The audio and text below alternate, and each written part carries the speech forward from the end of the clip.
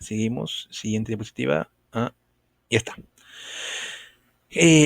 Como toda institución, como toda rama del derecho, especialidad, siempre van a haber principios. Entonces acá viene un poco también nuestra idea o nuestro conocimiento de lo que es la argumentación jurídica. Para hablar, y no lo digo porque, bueno, sientan ustedes que los estoy chamullando, los estoy floreando, nada, porque la argumentación jurídica es importantísima. La argumentación nosotros la desarrollamos en todos los aspectos de nuestra vida, hasta incluso cuando queremos algo o pretendemos enamorar a alguien, si se puede decir. ¿Por qué? Porque nuestra estructura de argumentación lógica tiene que ver precisamente con lo que se quiere. Y en todos utilizamos la lógica, y la lógica es importante. Y por ejemplo, y aquí viene todo este rollo de la argumentación jurídica con nuestro diplomado, que en la argumentación jurídica se desarrolla lo que es principios y reglas, la teoría de los principios y reglas. Entonces, ¿qué cosa? Que toda estructura, especialidad del derecho tiene eso, principios y reglas. ¿Y qué cosas son los principios? Los principios son, según Robert Alexi, que es uno de los teóricos alemanes más importantes de nuestro tiempo, él señala que los principios son mandatos de optimización, son normas por las cuales se ordena que algo sea cumplido en la mayor medida posible. Los principios que van a hacer van a optimizar derechos. No son mandatos, no son mandatos precisos como las reglas. Las reglas son simplemente mandatos puntuales, concretos. Por ejemplo, si te pasaste la luz roja, por lo tanto, multa. Si no pagaste tus obligaciones tributarias, multa. Es una cuestión más lógica que se tiene que cumplir sí o sí. La regla es esa. La regla es cuando cruzas la pista, debes cruzar por las líneas de cebra, que son esas rayitas blancas, ¿no? O sea, las reglas son mandatos imperativos que se cumplen sí o sí. En cambio, los principios no. Los principios son mandatos de optimización. Pero estos mandatos de optimización que implican que un derecho se cumple en la mayor medida posible, se da o se interpreta en un contexto de dignidad humana. Entonces, ¿cuáles son los principios? Los principios son mandatos abiertos, generales. Las reglas no, son precisas, puntuales.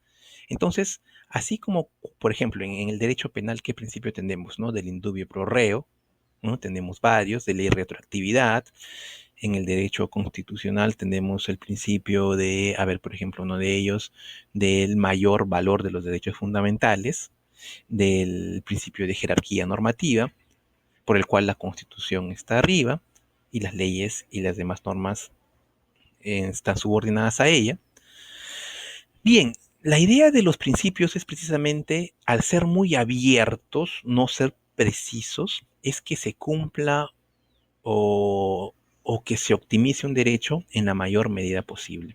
Entonces, en todas las disciplinas del derecho existe eso, principios y reglas. Entonces, la seguridad social y el derecho previsional también tienen principios que los inspiran.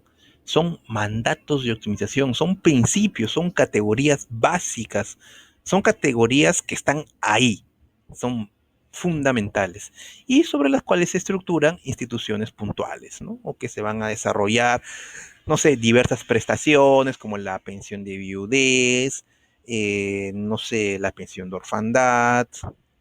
Son principios que tienen por objeto optimizar derechos.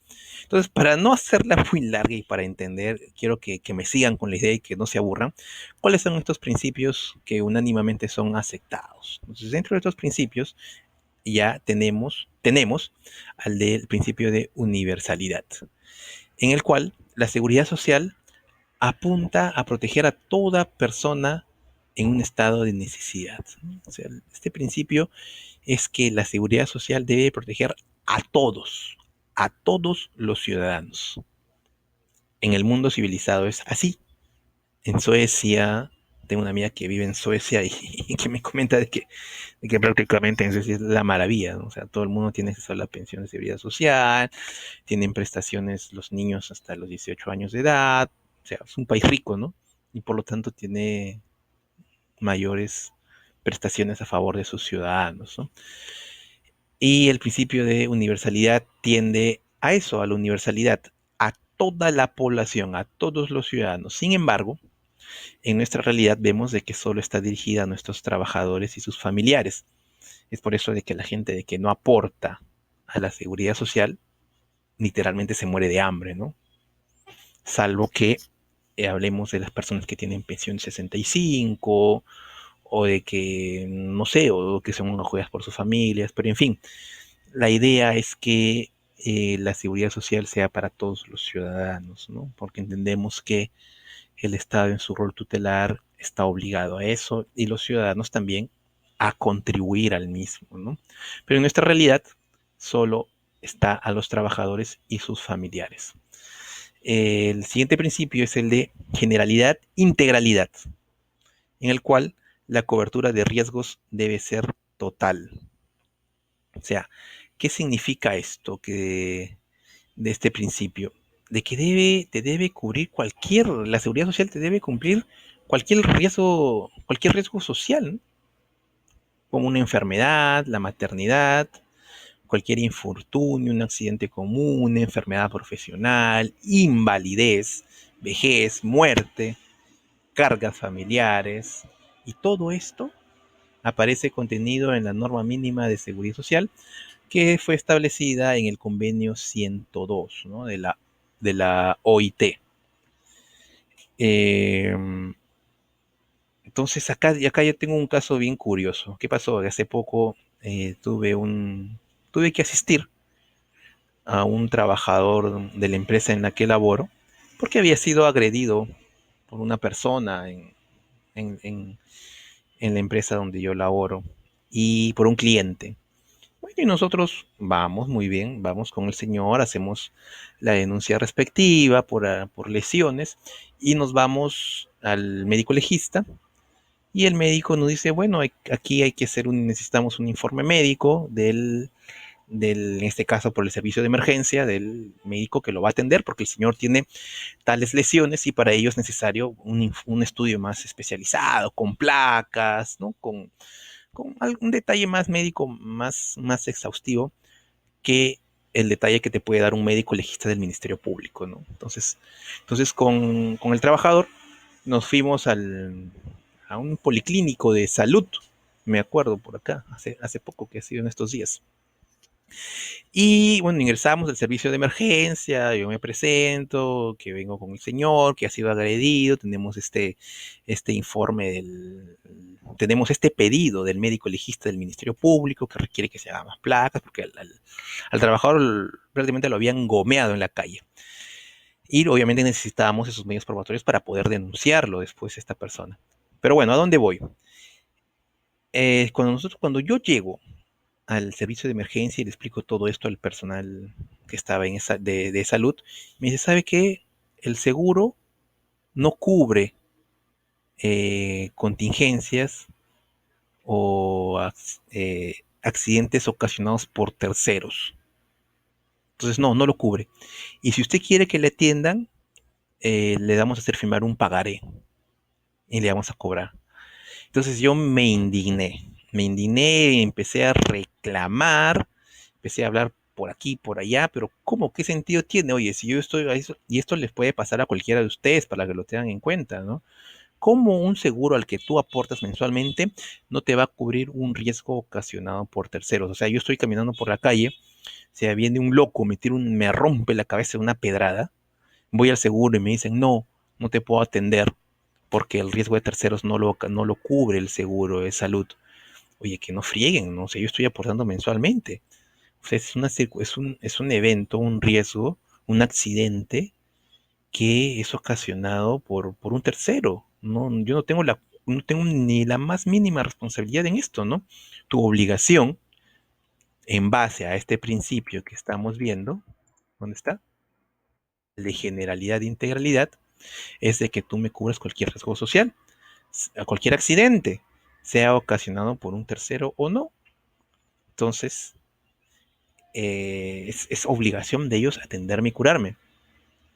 Pero lamentablemente el salud todavía tiene reglas o esquemas muy cuadriculados, ¿no? Tarde o temprano eso se va a dejar sin efecto, pero de ordinario, a la hora de la hora, yo no logré que me puedan atender. Entonces, ¿qué hubiese pasado si hubiese dicho, mira, ¿sabe qué? El señor se ha caído, y se ha roto la cabeza. Entonces ahí sí lo atendían y todo, ¿no? Entonces te obliga a mentir para que te puedan atender. Cuando en realidad, sea el estado que sea, ellos están en la obligación de atenderte, ¿no? Entonces, ¿qué hicimos? Me fui al Ministerio de Salud, que no es de salud, me fui al ministerio y ahí nos atendieron como debería de ser, ¿no? Bien, incluso este principio debe proteger las contingencias abarcando incluso la pérdida del ingreso ordinario, ¿no? En épocas de desempleo, ¿no? Y los mayores gastos que se generan, obviamente, cuando uno pierde un trabajo, ¿no? Para eso existe la seguridad social, para eso existe. Otro principio es el principio de unidad. La seguridad social, como tal, adopta un método de operación de acuerdo a cada realidad nacional, ¿no? Cada sistema se organiza de acuerdo a sus propios ingresos. Es un principio que como tal, por su propia naturaleza, se entiende, ¿no? No requiere hacer mucho análisis. Luego tenemos la base técnica, en el cual se tiene de que la seguridad social no solo se estructura en base a principios, sino también a criterios comunes, ¿no? A su base técnica, por el cual, incluso en otros lados, en otras realidades como la europea, se advierte de que una persona incluso puede aportar en un país y en base a convenios jubilarse en otro, ¿no? Eso es prácticamente ya la maravilla, ¿no? O sea, imagínate, tú aportes acá en Perú, en la ONP, o en una AFPX y puedas disfrutar tu pensión o cobrarla en Brasil, en Chile o en Ecuador, ¿no? Eso tiene, este principio de base técnica está orientado a eso. La solidaridad. Este principio es el fundamento axiológico de la seguridad social. Es el principio por el cual se origina o se desarrolla todo este sistema de seguridad social, ¿no? En su, en su definición más concreta, implica sacrificio de los jóvenes respecto a los viejos, a los sanos, de los sanos frente a los enfermos, de los ocupados frente a los desempleados y frente a aquellos de los que necesitan otro tipo de atenciones, ¿no? O sea, digamos la solidaridad básicamente por eso, hoy por mí, mañana por ti. Es la relación que existe frente a gente que se encuentra, bueno, laborando, puede aportar y con lo que yo aporto hoy día va a servir para pagar las pensiones de la gente o de los pensionistas o de las personas que tienen esta necesidad de pensión de jubilación, ¿no? O sea, es prácticamente esa relación de hoy por ti, mañana por mí, ¿no? O sea, cómo se estructura el principio de solidaridad, de solidaridad. La gente que aporta hoy día sustenta las pensiones de aquella gente que también necesita pensión ahora, ¿no? Y cuando yo esté viejo, y necesita una pensión, ¿con qué dinero se va a solventar? Con la gente que trabaja en ese momento, ¿no? La solidaridad básicamente es esa relación que existe, ¿no? No sé si me dejo entender para ser puntual, ¿no? Es una ayuda que con el largo del tiempo la voy a obtener después, ¿no? O sea, una ayuda no como un favor, ¿no? Sino como digamos, una estructura lógica, ¿no? De organización o de financiamiento en cuanto a la pensión, ¿no? Bien. Seguimos donde estamos. Solidaridad. Ya hemos hablado esto. Ya. También hay otros principios de carácter instrumental, ¿no? ¿Cuáles son esos principios? Hay un Tenemos el principio de igualdad de trato, ¿no? Que es consustancial a la seguridad social y que ha sido recogido en el Acuerdo Iberoamericano sobre Seguridad Social.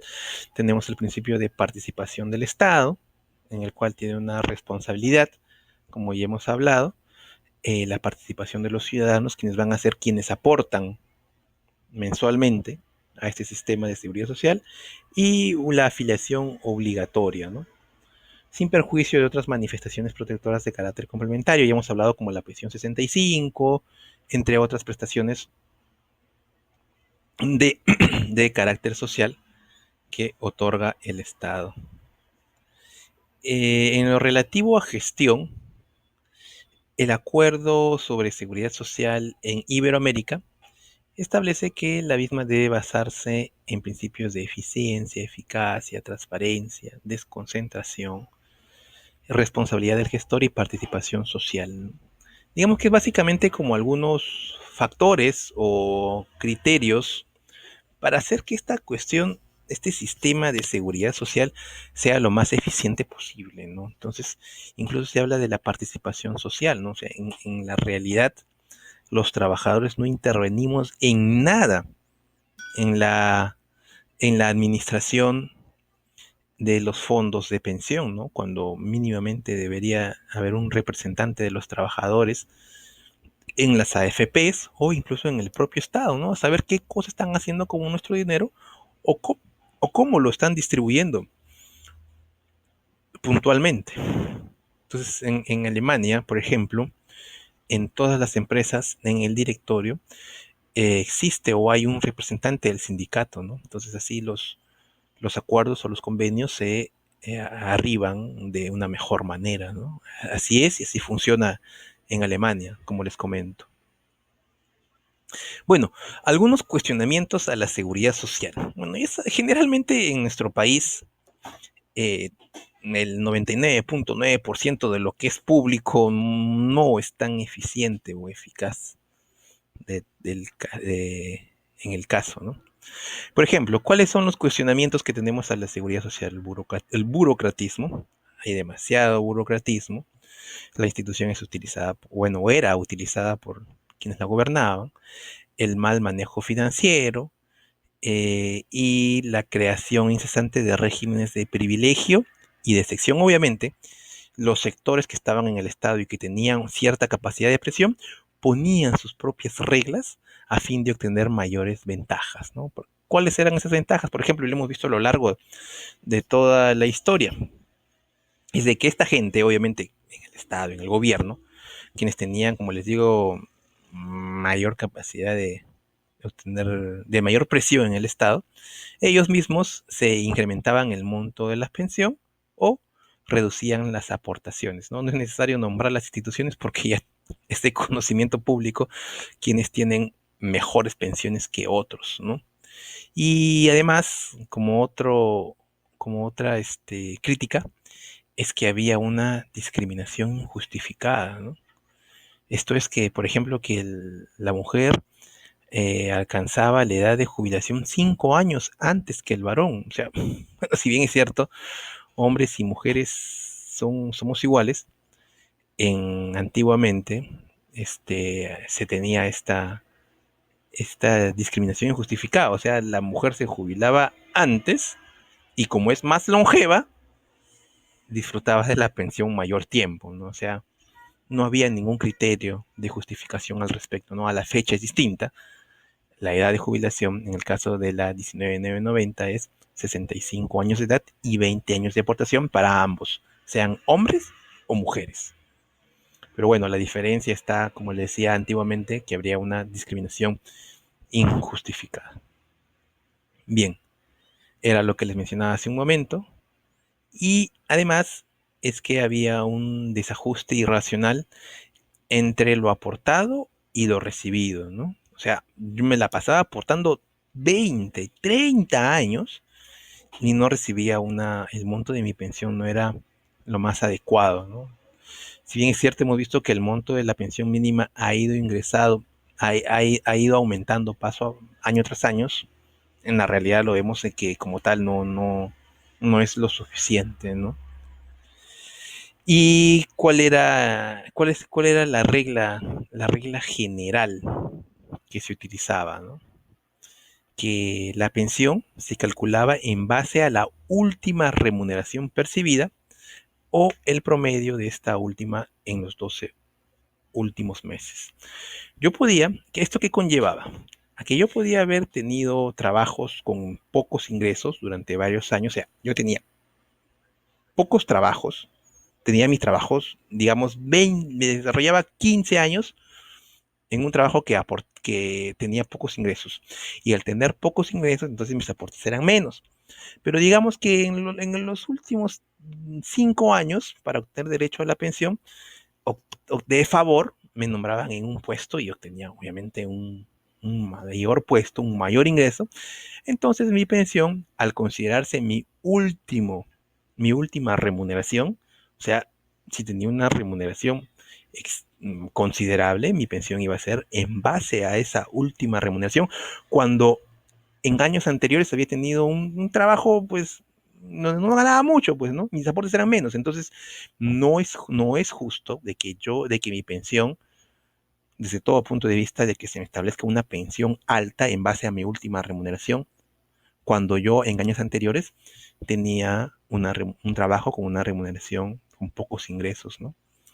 O, o el promedio, o la pensión se calculaba con la remuneración de los 12 últimos meses, ¿no? O sea, eso era un efecto pernicioso, porque ¿qué hacía la gente? La gente en el Estado se hacía nombrar en los puestos, digamos, los que tenían la posibilidad, ¿no?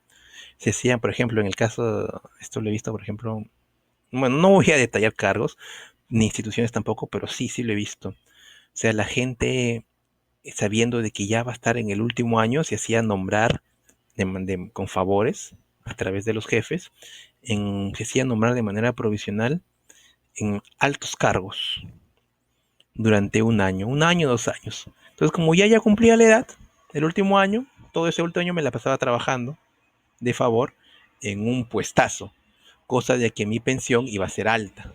Cuando, como le decía nuevamente, cuando años anteriores yo me la había pasado trabajando en un puesto donde no tenía una pensión alta y por lo tanto, si es que me hubiese quedado ahí, mi pensión no iba a ser alta. Pero la gente que hacía, ¿cuál era el efecto pernicioso?